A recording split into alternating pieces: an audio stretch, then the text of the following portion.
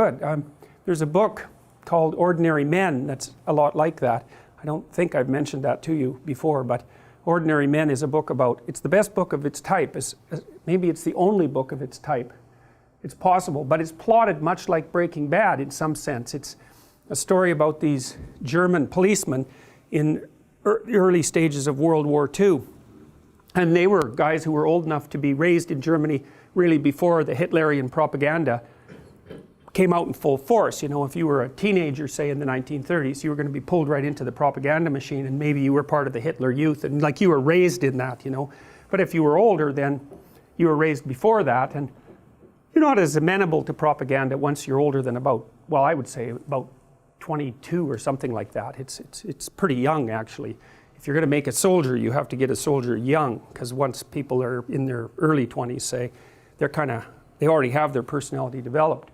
Anyways, these policemen were sent into Poland after the Germans marched through.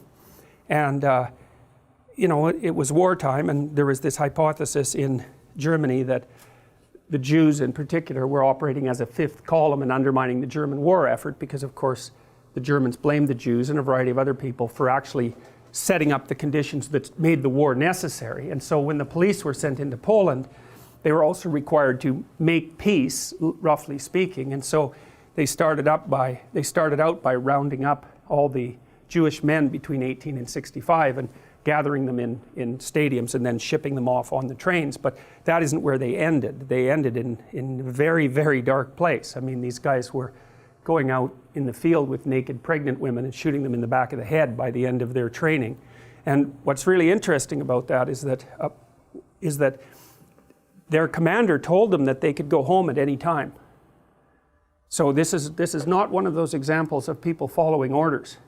And the reason they didn't, roughly speaking, there's many reasons, but one of the reasons they didn't is because they didn't think it was comradely, so to speak, to leave the guys they were working with to do all the dirty work and run off.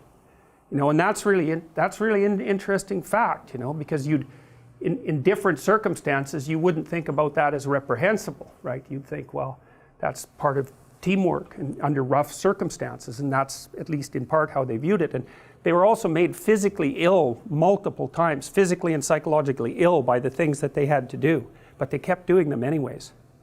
So it's one step at a time, and that's the thing, is that you end up in very bad places one step at a time, so you've got to watch those